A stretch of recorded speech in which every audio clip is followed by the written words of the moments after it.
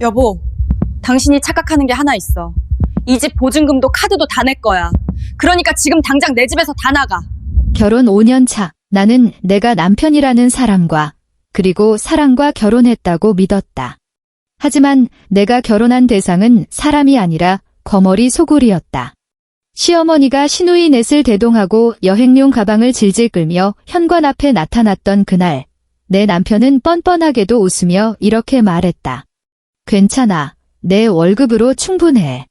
280만 원, 월세 80만 원을 내고 나면 남는 돈은 200만 원, 그 200만 원으로 7 식구를 먹여 살리겠다고?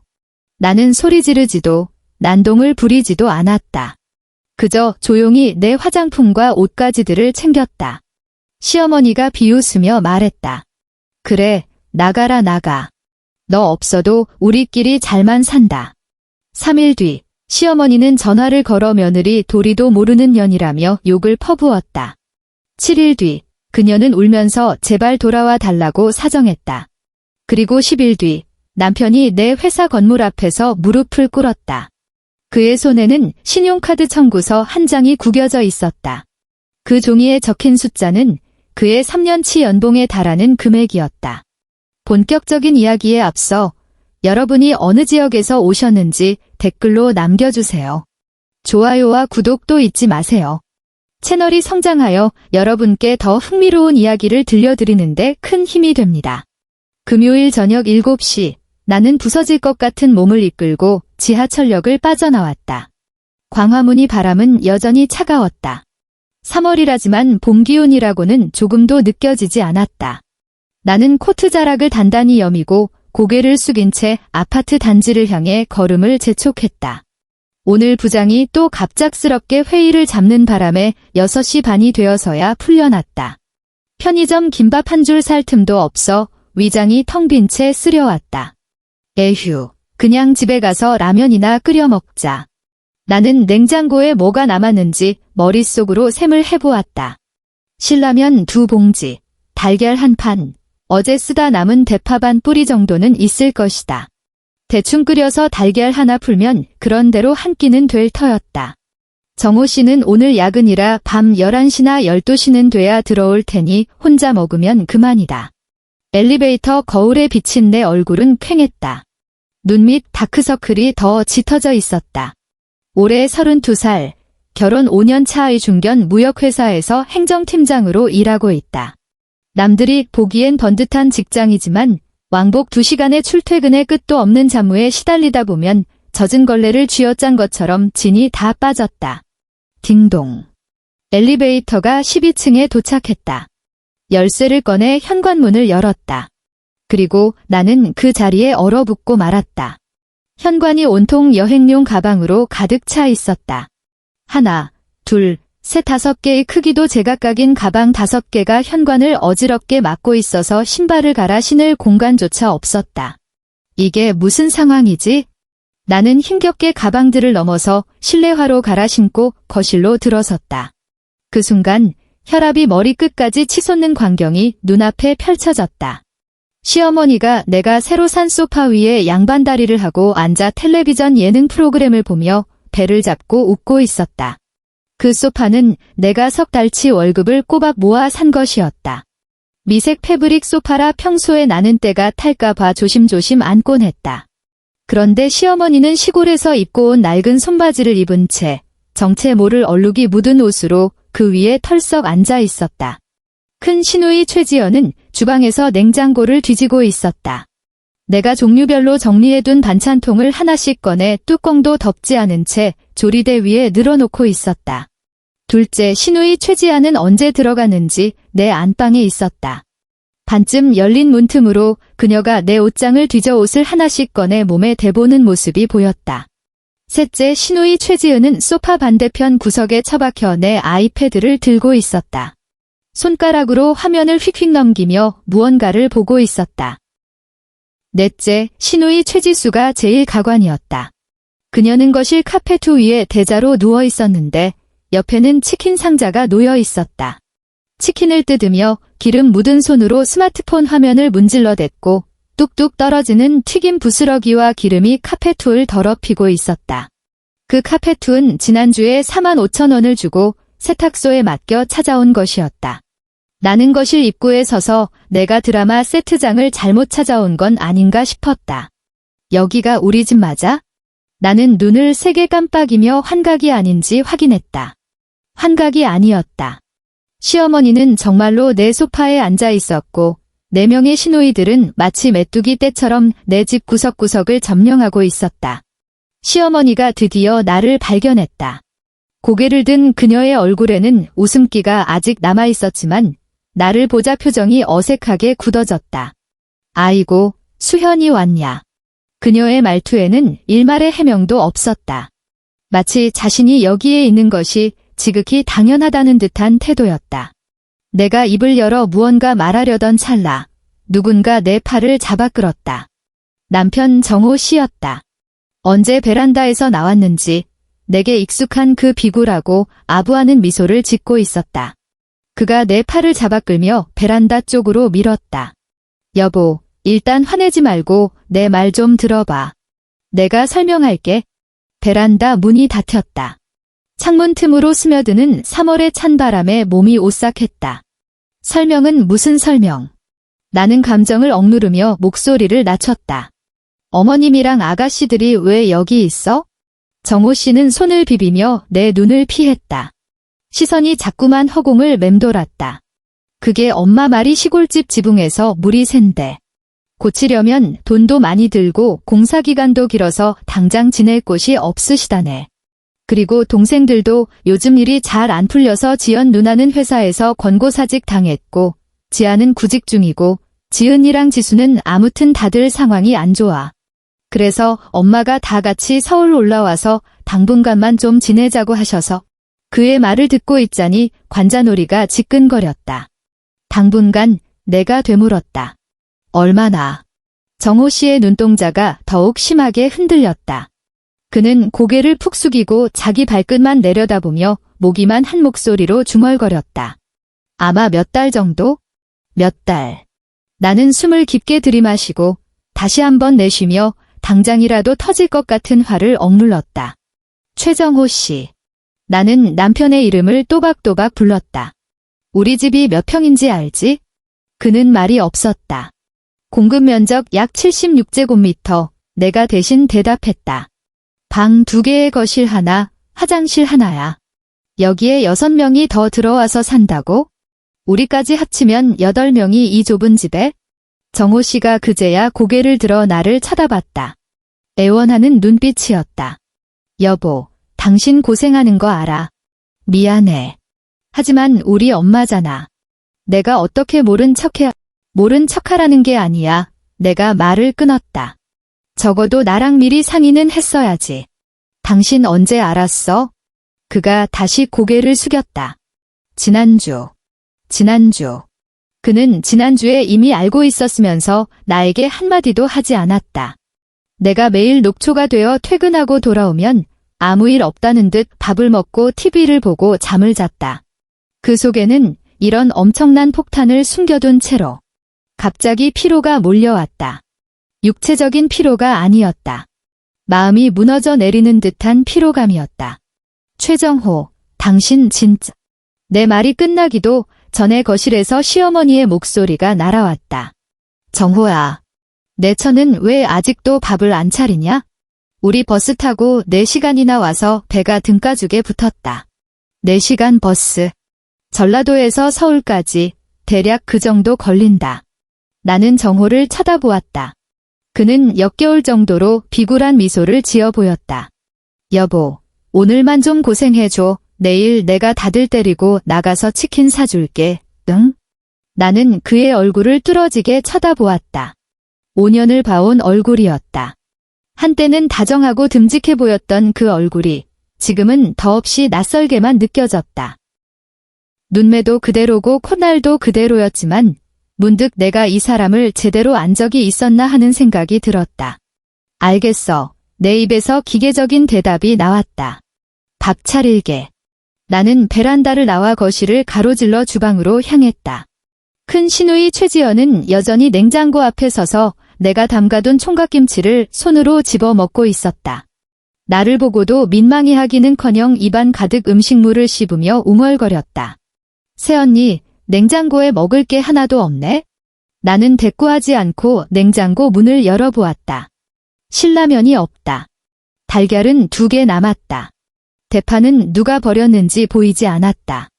지난주에 사둔 삼겹살도 흔적 없이 사라졌다. 아마 그들이 해치운 모양이었다. 나는 깊은 한숨을 내쉬며 냉장고 문을 닫았다. 마트 가서 장 좀 봐올게요. 나는 외투를 걸치고 지갑을 챙겨 밖으로 나왔다. 엘리베이터 안에서 벽에 기대어 눈을 감았다. 위장이 여전히 콕콕 찔러댔지만 신경 쓸 겨를이 없었다. 마트에서 30분을 돌며 삼겹살, 두부, 대파, 달걀, 콩나물, 깻잎, 그리고 몇 가지 밑반찬 거리를 샀다. 계산대에 찍힌 금액은 14만 7천 원. 나는 그 숫자를 보며 속으로 피눈물을 흘렸다. 이 정도면 정호 씨와 내가 일주일은 좋게 먹을 양이었다. 하지만 지금 집에 입이 6개나 더 늘었으니 이틀이나 사흘이면 동날 게 뻔했다. 집으로 돌아와 혼자 주방에서 2시간 동안 전쟁을 치렀다. 삼겹살을 굽고 된장찌개를 끓이고 콩나물을 무치고 두부를 부치고 깻잎을 볶고 달걀찜을 했다. 육첩반상이 식탁을 가득 채웠다. 허리가 끊어질 듯 아팠지만 억지로 버티며 밥상을 차려냈다. 엄마, 식사하세요. 정호 씨가 득달같이 달려들어 시어머니를 식탁 상석에 모셨다. 4명의 시누이들도 우르르 몰려왔다. 가득 차려진 밥상을 보더니 눈이 반짝거렸다. 와, 진수성찬이네. 넷째 시누이 최지수가 제일 먼저 젓가락을 들이밀어 큼직한 삼겹살을 입에 구겨 넣었다. 나는 식탁 모서리에 서서 그들이 먹는 모습을 지켜보았다. 시어머니가 콩나물을 한 젓가락 집어 씹더니 젓가락을 내려놓았다. 그러고는 된장찌개를 한 숟가락 떠서 입에 넣자마자 미간을 찌푸렸다. 그녀는 숟가락을 탁소리 나게 내려놓으며 국그릇을 옆으로 밀어버렸다. 짜다. 시어머니가 퉁명스럽게 내뱉었다.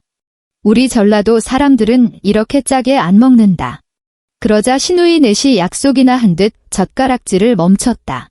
그러게, 좀 짠에 큰 시누이가 거들었다. 나도 그 생각했는데 둘째 시누이가 맞장구 쳤다. 새언니, 소금을 들이부은 거 아니에요. 셋째 시누이가 인상을 쓰며 나를 쳐다봤다. 넷째 시누이는 말은 없었지만 된장찌개는 거들떠보지도 않고 삼겹살과 밥만 먹어댔다. 나는 그 자리에 못 박힌 듯 서 있었다. 가슴 명치끝에 무언가 꽉 막힌 듯 답답해서 숨이 쉬어지지 않았다. 정호 씨가 황급히 분위기를 수습하려 했다. 엄마, 수연이가 일하고 와서 힘들어서 그래요. 그냥 좀 드세요. 시어머니가 나를 흘겨보았다. 명백한 불만이 담긴 눈빛이었다. 1. 여자가 무슨 일을 한다고 요새는? 집안 건사나 잘하는 게 진짜 일이지. 나는 입술을 달싹였지만 끝내 아무 말도 하지 못했다. 나는 등을 돌려 주방으로 가서 조리대를 정리하기 시작했다. 등 뒤에서 그릇이 부딪히는 소리와 시어머니, 시누이들이 떠드는 소리가 들려왔다. 서울 물가가 너무 비싸다느니, 지하철이 지옥이라느니, 이 집이 너무 좁다느니 하는 불평들이었다. 나에게 밥은 먹었냐고 묻는 사람은 아무도 없었다. 고생했다. 고맙다는 말 한마디 하는 사람도 없었다. 나는 싱크대에 기대어 내 손을 내려다보았다. 손등에 벌겋게 된 자국이 선명했다. 아까 삼겹살을 구울 때 기름이 튄 것이었다. 너무 따가워서 갓소리가 날 뻔했지만 꾹 참았던 상처였다. 지금도 욱신거리는 통증이 느껴졌다. 하지만 손등의 화상보다 마음을 후벼 파는 통증이 더 견디기 힘들었다. 최정호와 결혼한 지 5년. 그 5년 동안 나는 우리가 가족이라고 믿었다. 그가 언제나 내 편일 거라고 믿었다. 결혼은 두 사람이 함께 만들어가는 것이라고 생각했다. 하지만 오늘 나는 깨달았다. 내가 틀렸다는 것을. 그의 마음속에 나는 결코 1순위가 아니었다. 그의 엄마가, 그의 여동생들이, 심지어 그 자신의 체면이 나보다 더 중요했다. 나라는 존재는 그저 밥을 하고 빨래를 하고 월세를 내는 도구일 뿐이었다. 나는 눈을 감고 깊은 숨을 들이쉬었다. 괜찮아. 나는 스스로를 다독였다. 고작 몇 달이야? 참으면 지나갈 거야. 그날 밤 나는 소파에서 잠을 청했다. 안방은 시어머니가 차지했고 작은 방은 시누이 넷이 점령했기 때문이다. 2명이 한 침대를 쓰고 2명은 바닥에서 잤다. 정호 씨는 거실에서 나와 같이 자겠다고 했지만 게임을 몇 판 하더니 금세 골아떨어져 천둥 같은 코골이를 내뱉고 있었다. 나는 좁은 소파에 웅크리고 누워 천장을 올려다보았다. 거실 보일러는 빵빵하게 돌아가고 있었지만 나는 으슬으슬 추웠다. 그 추위는 뼛속 깊은 곳, 마음에서부터 올라오고 있었다.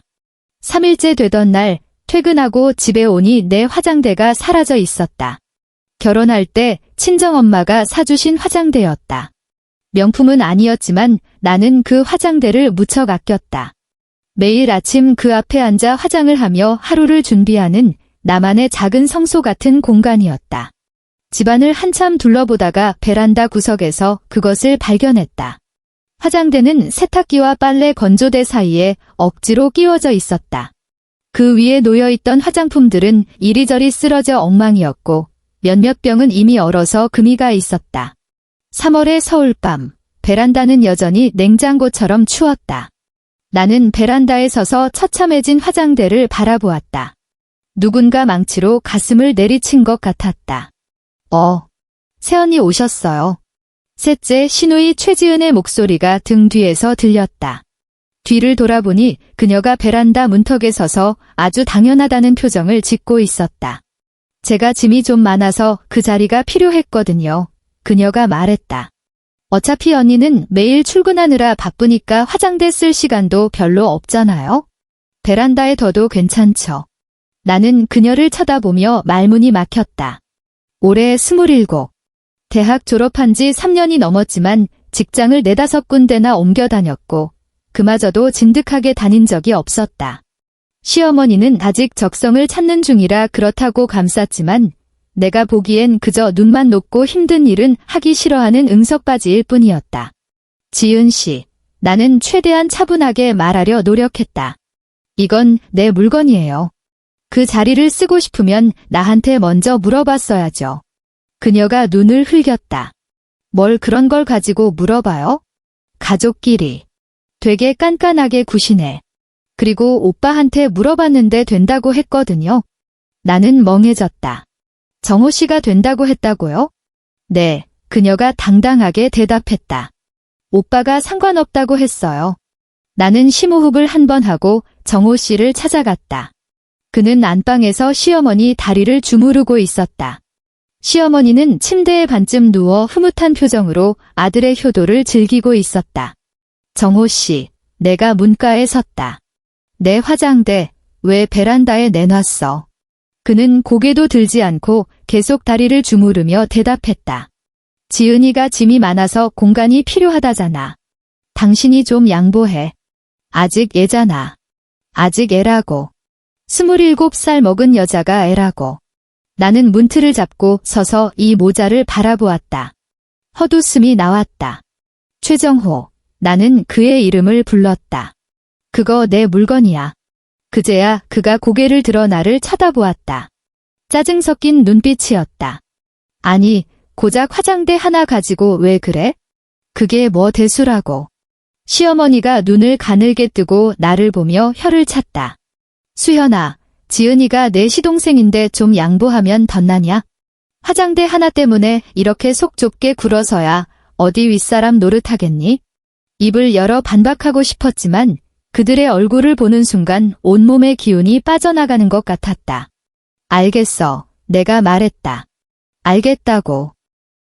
나는 안방을 나와 베란다로 갔다. 쓰러진 화장품들을 하나하나 주워 쇼핑백에 담았다. 얼어서 터져버린 병들은 쓰레기통에 처박았다. 지난달에 큰맘 먹고 산 89,000원짜리 에센스였다. 쓰레기통 속에 처참하게 버려진 화장품을 보며 눈시울이 뜨거워졌다. 하지만 나는 꾹 참았다. 울어서 뭐 하겠어. 스스로에게 되뇌었다. 고작 에센스 한 병일 뿐이야. 고작 화장대 하나일 뿐이야. 고작. 나는 베란다에 쪼그려 앉아 화장품이 담긴 쇼핑백을 끌어안았다. 왈칵 서러움이 밀려왔다. 내가 뭘 그렇게 잘못했을까? 매일 뼈 빠지게 일하고 집에 오면 파출부처럼 밥하고 빨래하고 청소하고 이 집을 사람 사는 곳처럼 꾸려온 건 나였다. 시어머니와 시누이들에게 싫은 소리 한 번 안 하고 깍듯이 대했다. 그런데 왜 저들은 나를 이렇게 대하는 걸까? 왜 나는 내 집에서 화장대 하나조차 지키지 못하는 걸까? 결국 참았던 눈물이 뚝뚝 떨어졌다. 하지만 나는 곧바로 눈물을 닦아냈다. 울어봤자 달라질 건 없다. 운다고 저들이 제 발로 나갈까? 운다고 정호 씨가 내 편을 들어줄까? 아니, 아무것도 변하지 않는다. 나는 자리에서 일어나 쇼핑백을 들고 화장실로 들어갔다. 세면대 아래 수납장에 화장품들을 쑤셔 넣었다. 앞으론 화장실에서 화장하면 된다. 어차피 다른 공간은 없으니까. 둘째 주가 되자 정호 씨가 내 월급 카드를 달라고 했다. 여보, 그가 말했다. 식구도 늘었는데 돈 나갈 때가 많잖아. 내가 우리 돈을 합쳐서 관리하는 게 낫겠어. 그게 효율적이야. 나는 아무 말 없이 그를 바라보았다. 걱정 마. 가계부 꼼꼼히 쓸게. 그가 덧붙였다. 돈 쓴 건 하나하나 당신한테 보고할게. 나는 여전히 침묵했다. 그가 살짝 조바심을 냈다. 나 못 믿어. 나는 당신을 못 믿는 게 아니라 당신 엄마와 여동생들을 못 믿는 거라고 말하고 싶었다. 하지만 그의 눈을 보는 순간 그 말들은 목구멍 뒤로 넘어갔다. 알겠어. 내가 말했다. 여기. 나는 지갑에서 월급 카드를 꺼내 주었다. 그가 카드를 받아 들고는 활짝 웃었다. 역시 우리 마누라 최고야. 그 해맑은 미소를 보며 나는 생각했다. 내가 너무 멍청한 걸까? 월말이 되어 은행 앱으로 잔고를 확인해 보았다. 통장에는 고작 12만 원이 남아 있었다. 내 월급 320만 원, 정호 씨 월급 280만 원 합치면 600만 원이다. 월세 80만 원, 공과금 15만 원, 통신비 8만 원, 보험료 12만 원, 그리고 자잘한 생활비를 제하더라도 아무리 그래도 12만 원밖에 안 남는다는 건 말이 안 됐다. 나는 카드 명세서를 꼼꼼히 훑어보았다. 그러다 89만 원짜리 결제 내역을 발견했다. 장소는 신세계백화점, 시간은 지난주 수요일 오후 2시. 지난주 수요일 오후 2시, 나는 회사에서 회의 중이었다. 나는 휴대폰을 들고 거실로 나갔다. 넷째 시누이 최지수가 소파에 누워 폰을 보고 있었는데 그 옆에 번쩍이는 새 가방이 놓여 있었다. 나는 그 가방을 알아보았다. 백화점에서 봤던 준명품 브랜드 가방이었다. 가격표에 89만 원이 적혀 있던 바로 그 모델. 지수 씨, 내가 다가갔다. 이 가방, 지수 씨가 산 거예요. 그녀가 나를 힐끗 보더니 다시 폰으로 시선을 돌렸다. 네, 맞는데요. 왜요? 무슨 돈으로 샀어요? 오빠가 사줬죠. 그녀가 당연하다는 듯 말했다. 저 다음 주에 면접 보러 가는데 들고 갈 만한 가방 하나는 있어야 하잖아요. 나는 숨을 고르고 베란다로 나갔다. 정호 씨가 거기서 담배를 피우고 있었다. 최정호, 나는 휴대폰 화면을 그의 눈앞에 들이밀었다. 이 89만 원, 설명해. 그가 화면을 보더니 표정이 묘하게 굳었다.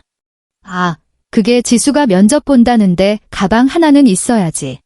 면접 때 없어 보이면 안 되잖아. 없어 보여. 내가 말을 끊었다. 89만 원짜리 가방을 사주는 게 체면 차리는 거야? 여보, 진정해. 진정, 내 목소리가 떨리기 시작했다. 최정호, 그거 내 월급이야. 나 매일 새벽 6시에 일어나서 지옥철 타고 2시간 걸려 출근해. 야근하느라 밤늦게까지 뼈 빠지게 일해서 번 돈이라고. 그 돈으로 왜 내 동생 가방을 사줘? 그는 입을 다물었다. 그리고 내가 쏘아붙였다. 이번 달 생활비는? 내 점심값은? 나 이번 달 점심 뭐 먹었는지 알아? 편의점 김밥. 한 줄에 1,500원짜리. 돈 아끼려고 그거 먹으면서 버텼어. 그는 여전히 말이 없었다. 나는 대답을 기다리며 그를 노려보았다. 한참 뒤, 그가 지갑에서 지폐 몇 장을 꺼내 내밀었다. 자, 여기. 이번 달 점심값에 나는 내 손에 쥐어지는 돈을 내려다보았다. 3만 원. 3만 원이었다. 근무일 20일, 하루 1,500원. 정확히 김밥 한 줄 값이었다. 나는 그 3만 원을 보며 허탈하게 웃었다. 내 입에서 나온 웃음소리가 낯설게 들렸다. 그래, 내가 말했다. 고맙네. 나는 돈을 받아들고 화장실로 들어가 문을 잠갔다. 그리고 변기 옆에 쪼그려 앉아 입을 틀어막고 한참을 울었다. 시어머니는 이제 내 친정 험담까지 시작했다. 수연아, 밥을 먹던 시어머니가 불쑥 말을 꺼냈다. 내 친정 엄마는 와서 좀 거들지도 않는다니? 우리 지연이랑 애들 고생하는 거 안 보이냐? 나는 멍하니 숟가락을 멈췄다. 무슨 소리를 하는 건지 이해가 안 갔다. 어머니, 저희 엄마 부산에 계시잖아요. 다리도 편찮으셔서. 핑계지, 핑계. 시어머니가 말을 잘랐다. 그냥 돕기 싫은 거야? 우리 딸들은 넷이나 와서 이렇게 돕고 있는데 사부인은 코빼기도 안 비치니 이게 말이 되냐? 시누이들이 돕고 있다고? 냉장고를 비우고 집을 어지럽히는 게 돕는 거라면 그렇겠지? 내가 무언가 대꾸하려 하자 시어머니가 화제를 돌렸다. 참, 내 친정집 말이다. 그거 전세냐 자가냐? 나중에 누구한테 물려주신대? 나는 말문이 막혔다. 어머니, 그건 왜 물으세요? 그냥 궁금해서 묻는 거지. 시어머니가 시치미를 떼며 반찬을 집었다. 너 외동딸이잖아. 그 집 나중에 다 내 거 될 거 아니냐? 그녀의 탐욕스러운 눈빛을 보는 순간 속이 빤히 들여다보였다. 어머니, 그 집은 엄마 집이에요. 저랑 상관없어요. 시어머니는 입을 삐죽거리더니 더 이상 묻지 않았다. 하지만 그녀의 머릿속에서 계산기가 돌아가는 소리가 들리는 듯 했다. 주말이 되자 시어머니는 고향 친구들을 불러들여 판을 벌렸다. 퇴근하고 집에 들어오니 거실이 난장판이었다. 낯선 중년 여성 7, 8명이 거실을 가득 메우고 화투를 치고 있었다. 탁자 위에는 과자와 과일이 산더미처럼 쌓여 있었고 바닥에는 해바라기 씨 껍질과 귤 껍질이 널려 있었다. 나는 현관에 서서 머리가 윙윙거리는 것을 느꼈다. 어머, 수현이 왔네. 시어머니가 손짓했다. 얼른 와서 차 좀 내오고 과일 좀 깎아라. 나는 기가 막혀서 말이 나오지 않았다. 뭐 하냐? 어서 움직이지 않고. 나는 깊은 한숨을 삼키며 주방으로 갔다. 물을 끓이고 차를 타고 과일을 깎아 접시에 담아 거실로 내갔다. 자, 다들 맛 좀 봐요. 우리 며느리가 깎은 거야. 시어머니가 으스대며 말했다. 아줌마들이 찻잔을 받아들며 나를 위아래로 훑어보았다.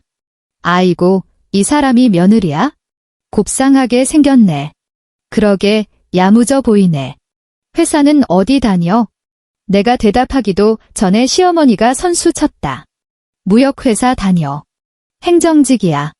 아, 행정직 아줌마들의 목소리에 미묘한 무시가 섞였다. 그럼 월급은 얼마 안 되겠네?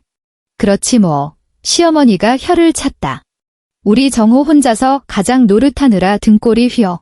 나는 투명 인간이 된 기분으로 그들 사이에 서 있었다. 근데 한 아줌마가 불쑥 물었다. 결혼한 지 얼마나 됐어? 애는 없고? 시어머니의 표정이 어두워졌다. 말도 마요. 그녀가 목소리를 낮췄지만 거실에 있는 모두가 들을 수 있을 만큼 또렷했다. 결혼 5년 차인데 배가 잠잠해. 며느리한테 문제가 있는 건 아닌지 원. 주전자를 쥔 내 손이 부들부들 떨렸다. 어머니, 내 목소리가 갈라져 나왔다. 그 이야기는? 됐어. 시어머니가 손을 휘저었다. 너는 주방 가서 일이나 봐라. 우리 노는데 끼지 말고. 나는 그 자리에 서서 낄낄거리며 화투장을 내려치는 그들을 바라보았다. 마치 벌거벗겨져 시장 바닥에 내던져진 기분이었다. 그날 밤, 나는 소파에 누워 뜬 눈으로 밤을 새웠다. 결혼식 날 정호 씨가 내게 했던 말이 떠올랐다. 여보, 내가 평생 책임질게. 시어머니가 처음 나를 보며 생글생글 웃으며 했던 말이 떠올랐다. 수연아, 이제 너도 우리 식구다. 한때 내 가슴을 뭉클하게 했던 그 말들이 지금은 마치 지독한 농담처럼 들렸다. 도대체 나는 무엇을 위해 이 집에 시집을 온 걸까? 모든 사단은 병원비 청구서 한 장에서 시작되었다. 그날 나는 회사에서 회의를 하던 도중이었다. 한창 회의가 진행되는데 갑자기 눈앞이 캄캄해지더니 그대로 바닥으로 고꾸라지고 말았다. 정신을 차렸을 때는 이미 병원 침대 위였다. 옆을 지키고 있던 동료 김대리가 내가 깨어난 것을 보고 안도의 한숨을 내쉬었다. 팀장님, 드디어 깨어나셨네요. 얼마나 놀랐는지 몰라요. 몸을 일으키려 했지만 손가락 하나 까딱할 힘이 없었다. 나, 왜 이러지? 쓰러지셨어요. 김대리가 말했다. 의사 선생님 말씀이 심각한 빈혈에 위궤양까지 겹쳤대요. 무조건 푹 쉬셔야 한답니다. 나는 병원 침대에 누워 하얀 천장을 올려다보았다. 헛웃음이 나왔다. 빈혈, 그리고 위궤양. 매일 새벽 6시에 일어나 7시 꾸에 아침상을 차리고 정작 나는 굶주린 배를 움켜쥐고 출근했다. 점심은 편의점 김밥 한 줄로 때우고 저녁에 집에 돌아와서는 다시 밥을 차렸다. 식구들이 다 먹고 난 뒤에야 남은 반찬 찌꺼기를 긁어 먹었다. 그나마 남은 게 별로 없으면 식은 밥 몇 숟가락에 김치만 얹어 대충 때우기 일쑤였다. 마지막으로 따뜻한 밥 한 끼를 제대로 먹어본 게 언제인지 기억조차 나지 않았다. 의사는 약을 처방해주며 최소 일주일은 쉬어야 한다고 신신당부했다. 나는 3일간 병가를 내고 너덜너덜해진 몸을 이끌고 집으로 돌아왔다. 현관문을 여는 순간 익숙하고 달큰한 향기가 코끝을 스쳤다. 제비집이었다. 결혼할 때 친정엄마가 챙겨주신 것이었다. 엄마가 몇 달 동안 생활비를 아끼고 모아 산 최고급 제비집 한 상자. 몸축나면 조금씩 챙겨 먹으라고 쥐어주신 귀한 보약이었다. 나는 아까워서 먹지도 못하고 찬장 가장 깊숙한 곳에 넣어두었다가 정말 몸이 안 좋을 때 꺼내 먹으려고 아껴둔 것이었다. 그런데 지금 그 향기가 주방에서 진동하고 있었다. 나는 홀린 듯 주방으로 걸어갔다. 시어머니가 가스레인지 앞에 서서 국자로 제비집을 푹푹 떠서 그릇에 담고 있었다. 그 옆에는 시누이 넷이 쪼르르 둘러서서 각자 그릇 하나씩을 들고 있었다. 엄마, 이거 진짜 맛있다. 어디서 샀어? 넷째 시누이 최지수가 후루룩 마시며 물었다. 수현이 찬장에 있더라. 시어머니가 대수롭지 않게 말했다. 그냥 놔두면 똥 되는데 너희 몸보신이나 해라. 주방 입구에 서서 그 광경을 지켜보던 나는 가슴속에서 무언가가 쾅 하고 터지는 것을 느꼈다. 그거 우리 엄마가 준 거예요? 내 목소리는 작았지만 주방에 있던 모든 사람의 귀에 또렷이 박혔다. 시어머니가 고개를 돌려 나를 보았다. 그녀의 표정에는 티끌만큼의 미안함도 없었다. 어머, 수현이 왔냐? 병가 냈다더니 왜 안 자고 나왔어? 그거 우리 엄마가 준 거라고요. 나는 똑같은 말을 반복했다. 나 아파요. 내가 먹고 싶었다고요? 시어머니가 미간을 찌푸리며 짜증 섞인 목소리로 대꾸했다. 아픈 사람이 이런 거 먹어서 뭐해? 소화도 못 시킬 텐데. 그리고 가족끼리 니거 내거가 어디 있냐? 지연이랑 애들 요즘 구직하느라 기운 없는데 좀 나눠 먹으면 덧나니? 나는 시어머니를, 그릇을 들고 있는 4명의 시누이를, 그리고 조리대 위에 텅 비어버린 제비집 상자를 번갈아 쳐다보았다. 엄마가 3달 동안 1푼 2푼 모아서 사준 그 귀한 약을. 엄마 자신은 입도 안 대고 고스란히 나에게 준 그 사랑을. 지금 이 사람들이 한 끼 간식으로 먹어 치워버렸다. 마음속에서 무언가가 뚝 하고 끊어지는 소리가 들렸다. 최정호는요? 내가 물었다. 안방에서 게임하던데 셋째 시누이가 말했다. 새언니, 오빠한테 볼 일 있어요? 나는 대꾸도 없이 몸을 돌려 안방으로 향했다. 예상대로 정호 씨는 헤드셋을 끼고 모니터를 향해 고래고래 소리를 지르며 게임에 열중하고 있었다. 최정호. 그는 듣지 못했다. 최정호. 내가 다가가 그의 헤드셋을 거칠게 벗겨버렸다. 그가 깜짝 놀라 나를 올려다보았다. 얼굴에는 짜증이 가득했다. 아, 왜 그래? 지금 한타 중인데 어머니가 내 제비집 다 드셨어. 그가 잠시 멍하니 있다가 어깨를 으쓱했다. 그깟 제비집이 뭐라고. 나중에 내가 하나 사줄게. 그거 우리 엄마가 사준 거야? 알아. 그가 말했다. 근데 이미 다 드신 걸 어떡해? 엄마 보고 토해내라고 할 수도 없잖아. 나는 그를 내려다보았다. 내가 아주 잘 안다고 생각했던 그 얼굴을. 최정호, 나 아파. 알아. 의사가 며칠 쉬면 낫는다고 했다며? 빈혈의 위궤양이야. 그래, 그러니까 푹 쉬어. 그는 말을 마치자마자 다시 헤드셋을 쓰고 모니터로 고개를 돌렸다. 나는 그의 뒤통수를 내려다보며 서 있었다. 갑자기 견딜 수 없는 피로가 몰려왔다. 몸이 힘든 게 아니었다. 마음이 지쳐서 더 이상 단 한마디도 섞고 싶지 않을 만큼 지쳐버린 것이다. 나는 안방을 나와 거실로 갔다. 시어머니와 시누이들은 이미 제비집을 싹 비우고 소파에 앉아 텔레비전을 보고 있었다. 나를 본 시어머니가 곁눈질로 힐끔거렸다. 수연아, 저녁은 뭐 할 거냐? 냉장고에 반찬도 없던데 나가서 장 좀 봐와라. 나는 거실 한복판에 서서 그들을 찬찬히 둘러보았다. 소파 위 양반다리를 하고 리모컨을 돌리는 시어머니, 스마트폰 게임을 하는 큰 시누이, 손톱을 다듬는 둘째, 과자를 집어먹는 셋째, 카페트에 드러누워 쇼폼 영상을 보는 넷째. 내 몸 상태가 어떤지 묻는 사람은 단 한 명도 없었다. 병원에서 무슨 진단을 받았는지 궁금해하는 사람도 없었다. 아무도 나를 걱정하지 않았다. 나는 깊은 숨을 들이쉬고 안방으로 들어갔다. 옷장 깊숙한 곳에서 파일 하나를 꺼냈다. 정호 씨의 급여 명세서 파일이었다. 회사에서 매달 종이로 발급해주는 급여 명세서를 정호 씨는 서랍에 아무렇게나 처박아 두곤 했지만 나는 그것을 차곡차곡 모아두었었다. 나는 파일을 들고 거실로 나갔다. 어머니, 내가 입을 열었다. 목소리는 차분했다. 드릴 말씀이 있어요. 시어머니가 귀찮다는 듯 나를 쳐다보았다. 할 말 있으면 빨리 해라. 드라마 봐야 한다. 나는 대답 대신 텔레비전 앞으로 걸어가 전원 버튼을 눌러 꺼버렸다. 아니, 너 지금 뭐 하는 짓이냐? 시어머니가 인상을 팍 썼다. 나는 몸을 돌려 그들과 마주섰다. 어머니, 정호 씨 한 달 월급이 얼마인지 아세요? 시어머니는 멈칫하더니 대답하지 않았다. 280만 원입니다. 내가 대신 대답했다. 제 월급은 320만 원이고요. 합쳐서 600만 원이에요. 나는 파일을 열어 급여 명세서를 한 장씩 꺼내 거실 벽에 테이프로 붙였다. 월세 80만 원, 공과금 15만 원, 통신비 8만 원, 보험료 12만 원, 거기에 관리비, 인터넷 요금, 음식물 쓰레기 처리 비용까지 합치면 고정 지출만 대략 130만 원입니다. 나는 말을 이어가며 종이 위에 매직으로 숫자를 크게 적어 내려갔다. 600만 원에서 130만 원을 빼면 470만 원이 남죠.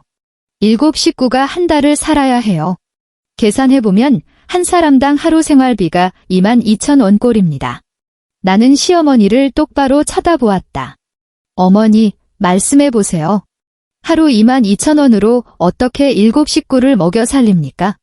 시어머니의 얼굴이 불그락푸르락해졌다. 너 지금 이게 무슨 행패냐? 행패라뇨. 내가 말했다. 저는 단지 이 집의 경제 상황을 정확히 알려드리는 것뿐입니다. 이 불효막심한 년, 시어머니가 벌떡 일어나 내 코앞에 삿대질을 했다. 내가 내 시어머니야. 어디 어른한테 눈을 부라리고 따박따박 말대꾸야? 불효가 아닙니다. 나는 물러서지 않았다. 사실을 말씀드리는 겁니다. 사실. 무슨 얼어 죽을 사실. 시어머니의 목소리가 점점 커졌다. 내가 우리 정호 어떻게 키웠는데. 대학 공부시키고 장가 보내느라 등골 빠진 어미가 아들 집에 좀 와 있는 게 뭐 그리 큰 죄라고. 이건 천륜이야, 천륜.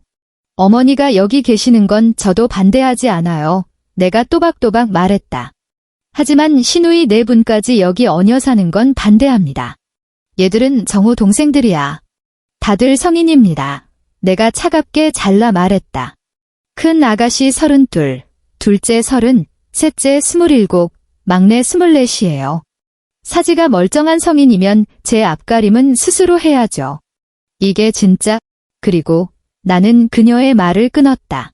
지난달 막내 아가씨가 제 돈으로 89만 원짜리 가방을 샀어요.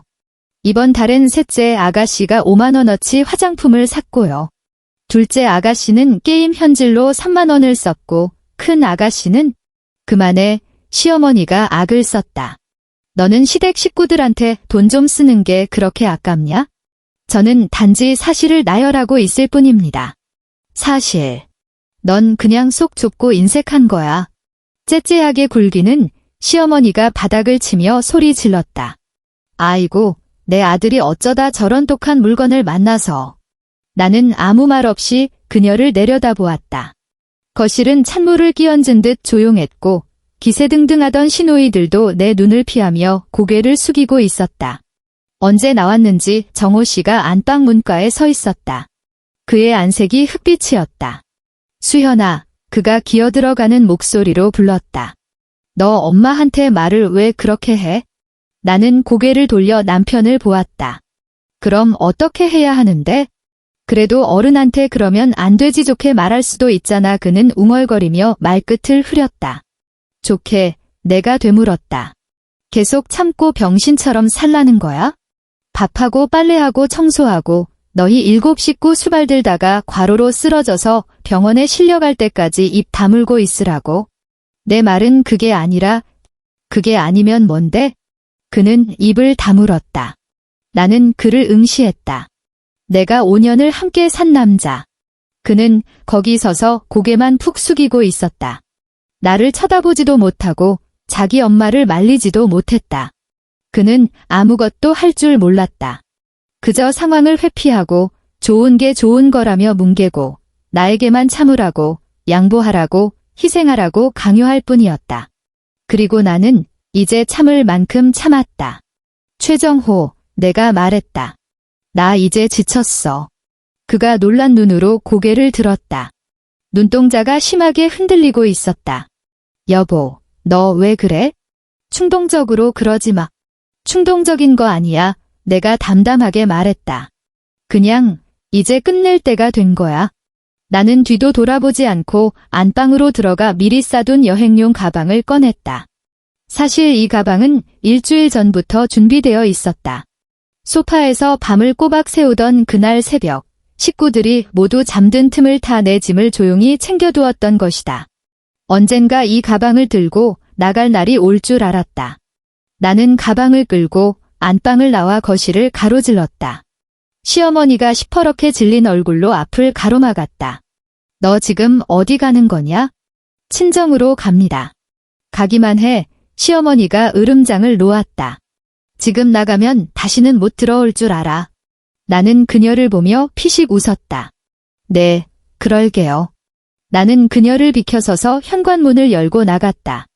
등 뒤에서 정호 씨의 다급한 목소리가 들려왔다. 수현아, 수현아. 나는 뒤를 돌아보지 않았다. 엘리베이터 문이 닫히는 순간 나는 벽에 기대어 눈을 감았다. 참았던 눈물이 주르륵 흘러내렸다. 하지만 잠시뿐이었다. 나는 곧바로 손등으로 눈물을 훔쳐냈다. 울 게 뭐 있어? 진작 나왔어야 했는데. 나는 부산으로 내려갔다. 엄마 품으로 돌아갔다. 여행용 가방을 끌고 현관에 나타난 나를 보고 엄마는 잠시 멍하니 서 있다가 아무 말 없이 나를 와라 끌어안았다. 우리 딸, 고생 많았다. 나는 엄마 어깨에 얼굴을 묻고 어린아이처럼 엉엉 울었다. 지난 몇 달간 꾹꾹 눌러왔던 서름이 한꺼번에 터져나왔다. 한참을 울고 난 뒤 나는 따뜻한 물로 씻고 새 옷으로 갈아입고 식탁에 앉았다. 엄마가 끓여준 된장찌개 냄새가 코끝을 맴돌았다. 한 숟가락 떠먹으니 짜지도 싱겁지도 않은 완벽한 맛이었다. 나는 밥을 먹으며 또 눈물을 흘렸다. 천천히 먹어. 채할라. 엄마가 안쓰러운 눈빛으로 나를 바라보았다. 나는 고개를 끄덕이며 국물 한 방울 남기지 않고 그릇을 비웠다. 식사를 마치고 내 방으로 돌아와 결혼 반지를 뺐다. 서랍 깊숙한 곳에 던져 넣었다. 그리고 핸드폰을 켜서 최정호와 시댁 식구들의 카카오톡 알림을 모두 껐다. 지긋지긋한 메시지 알림음이 드디어 멈췄다. 침대에 누워 천장을 바라보았다. 온몸이 깃털처럼 가벼웠다. 그 집구석을 탈출한다는 게 이런 기분이구나. 마치 어깨를 짓누르던 거대한 바위를 내려놓은 것 같았다. 다음 날 나는 회사에 메일을 보내 부산지사 발령을 신청했다. 인사팀의 회신은 빨랐다. 투가있으니 다음 주면 바로 처리될 거라고 했다.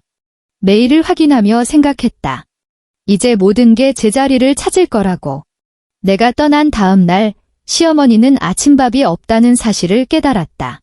나중에 정호 씨가 울먹이며 해준 이야기였다. 그날 아침 시어머니가 일어났을 때 주방은 싸늘하게 식어 있었다.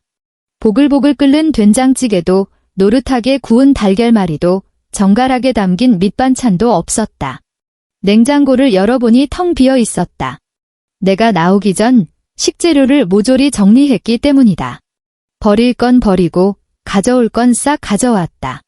시어머니가 큰딸에게 장 좀 봐오라고 시켰지만 큰 시누이는 나 돈 없는데 하며 발을 뺐다.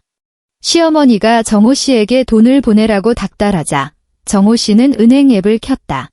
잔고는 12만 원. 월급날까지는 아직 11일이나 남은 상황이었다. 정호 씨는 그제야 깨달았다고 했다. 이 집안이 굴러갈 수 있었던 건 전적으로 내가 버티고 있었기 때문이라는 걸. 나는 그 이야기를 듣고도 아무런 대꾸도 하지 않았다. 이제 와서 깨달으면 뭐하나. 이미 버스는 떠났는데. 4일째 되던 날 관리실에서 사람이 찾아왔다. 이번 달 관리비가 미납되었으니 당장 내지 않으면 단수 조치를 취하겠다고 했다. 정호 씨는 그제야 매달 나가는 관리비, 전기세, 수도세, 인터넷 요금, 음식물 쓰레기 처리비까지 전부 내가 내고 있었다는 걸 알게 되었다. 나는 내 월급 통장에서 자동 이체되도록 설정해 두었었다. 그리고 그 통장은 내가 가져왔다. 정호 씨는 온 집안을 뒤졌지만 고지서 한 장 찾을 수 없었다. 내가 종이 고지서는 전부 챙겨왔고 전자 고지서는 내 폰으로 오게 되어 있었으니까 그는 얼마를 내야 하는지 어디로 보내야 하는지도 몰랐다. 결국 관리실에 전화를 걸어 하나하나 물어봐야 했다. 관리실 직원은 아마 속으로 혀를 찼을 것이다. 다 큰 남자가 자기 집 공과금 내는 법도 모른다니? 7일째 되던 날 결국 사단이 났다. 셋째 시누이 최지은이 인덕션에 라면을 올려놓고 끓이다가 전화를 받으러 나갔는데 수다를 떨다 그대로 밖으로 나가버린 것이다. 냄비 속 물은 다 증발했고 새카맣게 탄 냄비 바닥이 과열되면서 불이 붙었다. 타는 냄새를 맡은 이웃집에서 문을 두드려준 덕분에 정호 씨가 뒤늦게 불을 껐지만 주방 벽지는 시커멓게 그을렸고 인덕션은 녹아내렸으며 냄비는 숯덩이가 되었다. 집주인 김 사장님이 소식을 듣고 들이닥쳤다. 그는 처참한 주방 꼴을 보고 이어 거실을 둘러보았다. 카페트에 얼룩진 기름때, 벽지에 낙서와 흠집, 베란다에 산더미처럼 쌓인 잡동사니들. 김 사장님은 그 자리에서 계약 해지를 통보했다. 그리고 보증금 3천만 원 전액을 원상복구 비용 및 위약금으로 공제하겠다고 선언했다. 3천만 원. 나와 정호 씨가 결혼할 때 양가에서 긁어 모은 돈이었다. 우리 엄마가 1,000만 원, 시어머니가 500만 원, 나머지는 우리가 적금 깨서 만든 돈이었다. 그게 공중분해된 것이다. 정호 씨는 멘탈이 나갔다. 그는 미친 사람처럼 나에게 전화를 걸고 카카오톡을 보냈다. 수현아, 제발 돌아와. 수현아, 내가 잘못했어. 수현아, 너 없으면 나 진짜 죽어. 수현아, 엄마랑 동생들 다 시골로 내려보냈어. 집에 나 혼자야. 수현아, 제발 부탁이야. 나는 그 메시지들을 차가운 눈으로 내려다보았다. 답장은 하지 않았다. 모두 질금 표시만 남긴 채 무시했다. 그는 피가 말랐는지 무작정 우리 회사로 찾아왔다. 하지만 안내 데스크 직원은 냉정했다. 강수현 대리님은 부산지사로 발령 나셨습니다. 그는 회사 건물 앞에 망부석처럼 서서 나에게 전화를 걸었다. 나는 받지 않았다. 그가 또 메시지를 보냈다. 수연아, 나 지금 내 회사 앞이야. 제발 얼굴 좀 보자. 나는 딱 2 글자를 쳐서 보냈다. 싫어. 그리고 그의 번호를 차단했다. 나중에 들으니 그는 회사 앞에서 2시간을 서성이다가 경비원에게 쫓겨났다고 했다. 그날 밤 또 다른 번호로 메시지가 왔다. 정호 씨가 새 번호로 보낸 것이었다. 수연아, 이번 달 카드 명세서가 나왔어. 엄마랑 동생들이 내 가족 카드를 썼는데 합계가 487만 원이야. 나 이거 못 갚아. 나는 그 메시지를 보고 헛웃음을 터뜨렸다. 487만 원. 그의 월급은 280만 원이다. 나는 답장 대신 그 번호마저 차단해 버렸다. 한 달 뒤 나는 부산 해운대가 보이는 카페에 앉아 아이스 아메리카노를 마시고 있었다. 3월의 부산 바닷바람은 찼지만 햇살은 따스했다. 새로 산 트렌치코트를 입고 옅은 화장을 한 내 모습은 예전보다 훨씬 생기 있어 보였다. 지난 한 달간 나는 잘 먹고 잘 잤다. 약도 꼬박꼬박 챙겨 먹어서 위궤양은 거의 다 나았고 빈혈 수치도 정상으로 돌아왔다. 엄마는 지난 몇 년간 내가 못 먹은 걸 다 보상이라도 해주려는 듯 매일 맛있는 음식을 차려주었다. 몸무게가 3kg이나 늘었지만 전혀 신경 쓰이지 않았다. 징하고 핸드폰이 울렸다. 카카오톡 메시지였다. 확인해보니 정호 씨였다. 내 새 번호를 어떻게 알아냈는지 기어코 연락을 해온 것이다. 구구절절 긴 장문이었지만 대충 훑어보았다. 시어머니와 시누이들은 다 시골로 내려갔다는 내용. 자기가 다 잘못했고 다시는 그렇게 안 하겠다는 내용. 앞으로는 무조건 나를 1순위로 모시겠다는 내용. 제발 한 번만 기회를 달라고 애걸복걸하는 내용이었다. 나는 메시지를 캡처해서 친구 미진이에게 보냈다. 웃기지도 않아. 이제 와서 사과하면 다 될 줄 아나 봐. 미진이가 1초 만에 답장을 보냈다. 그 남자 진짜 뇌가 없는 거 아니야? 그러게 말이야. 미진이가 다시 물었다. 언니, 그래서 어쩔 거야? 나는 잠시 생각하다가 자판을 두드렸다. 이혼. 미진이가 엄지척 이모티콘을 보냈다. 완전 찬성. 나는 핸드폰을 내려놓고 빨대로 커피를 휘저었다. 창밖으로 파도가 하얗게 부서지며 밀려왔다 다시 빠져나가는 모습이 보였다. 마음이 호수처럼 잔잔했다. 나는 네이버 검색창에 협의 이혼 절차를 입력했다. 검색 결과를 하나하나 꼼꼼히 읽어보았다. 협의 이혼은 양쪽이 동의하면 주민센터에 가서 서류만 내면 된다. 하지만 한쪽이 거부하면 재판 이혼으로 가야 하고 법원까지 가야 한다. 재산 분할은 원칙적으로 혼인 후 형성된 재산을 반반씩 나눈다. 내 명의로 된 재산은 거의 없었다. 하지만 정호 씨가 결혼 후에 내 돈으로 산 중고차가 그의 명의로 되어 있었다. 그 차는 순전히 내 돈으로 산 것이었다. 내 피 같은 돈, 단 1원도 남기지 않고 다 찾아올 것이다. 변호사 사무실에 전화를 걸어 상담을 받았다. 변호사는 그 차를 살 때 내 돈이 들어갔다는 것만 입증하면 분할을 주장할 수 있다고 했다. 나는 당시 계좌 이체 내역, 은행 거래 명세서, 그리고 차량 매매 계약서 사본을 전부 찾아냈다. 증거는 완벽했다. 변호사는 이 정도면 아주 간단한 사건입니다 라고 확언했다. 나는 변호사에게 감사를 표하고 본격적으로 이혼 서류를 준비하기 시작했다. 신분증, 가족관계증명서, 혼인관계증명서, 재산 입증 서류. 하나하나 떼고 하나하나 복사했다. 그 모든 과정을 처리하는 동안 내 마음은 미동도 하지 않았다. 마치 회사에서 밀린 업무를 처리하는 기분이었다. 석 달 뒤 드디어 이혼 절차가 마무리되었다. 그날 나는 법원 앞에서 정호 씨와 마주쳤다. 그는 나보다 먼저 와서 법원 앞 계단 아래에 고개를 숙인 채 서 있었다. 내가 다가가자 그가 고개를 들었다. 그는 몰라보게 야위어 있었다. 눈가는 퀭하게 함몰되었고 얼굴은 누렇게 떴으며 보풀이 잔뜩인 낡은 스웨터를 입고 있었다. 세상 모든 근심을 다 짊어진 듯 초라한 몰골이었다. 수연아, 그가 갈라진 목소리로 나를 불렀다. 최정호 씨, 내가 말을 끊었다. 들어가시죠. 판사님 기다리십니다. 그는 나의 냉랭한 태도에 당황한 듯 멈칫했다. 나는 그를 본체만 체하고 법원 안으로 성큼성큼 걸어 들어갔다. 절차는 싱거울 정도로 빨리 끝났다. 서명하고 지장 찍고 판결문 받고 들어가서 나오기까지 1시간도 채 걸리지 않았다. 법원 문을 나서는 순간 나는 폐부 깊숙한 곳까지 맑은 공기를 들이마셨다.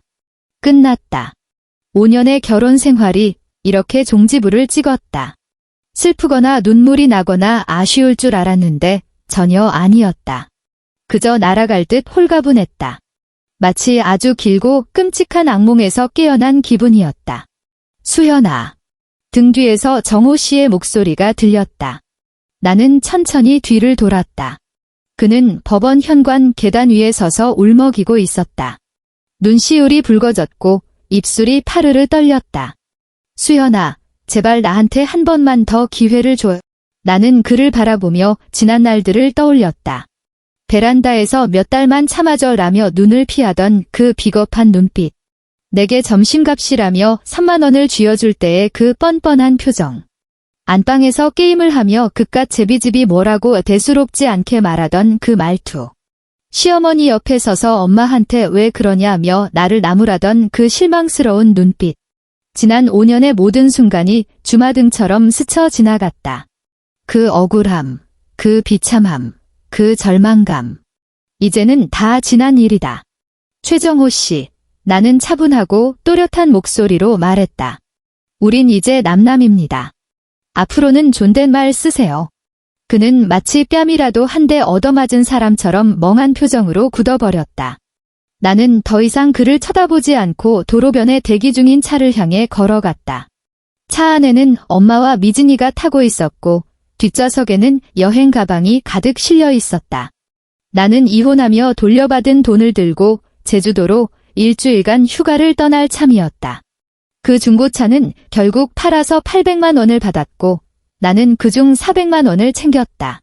거기에 집주인에게 떼었던 보증금 중 내 몫까지 합쳐서 총 1,400만 원을 되찾았다. 큰 돈은 아니지만 내 인생을 다시 시작하기에는 충분한 미천이었다. 나는 조수석 문을 열고 차에 올랐다. 뒷좌석에서 미진이가 고개를 내밀었다. 어때? 잘 끝났어. 응, 끝났어. 그 남자가 질척거리진 않고? 질척거렸지? 근데 씨알도 안 먹혀. 미진이가 깔깔 웃었다. 강수현, 너 진짜 독해졌다. 멋있어. 나도 따라 웃었다. 엄마는 뒷좌석에서 아무 말 없이 내 손을 꼭 잡아주었다. 엄마의 손은 따뜻하고 거칠었다. 가자, 내가 미진이에게 말했다. 나 오션뷰 호텔 예약했어. 미진이가 시동을 걸고 천천히 법원을 빠져나갔다. 사이드미러로 보니 정호 씨는 여전히 그 자리에 말라비틀어진 나무 토막처럼 서 있었다. 그의 모습이 점점 작아지더니 이내 거울 속에서 완전히 사라졌다. 나는 시선을 거두고 앞을 바라보았다. 3월의 서울, 햇살이 눈부시게 쏟아지고 있었다.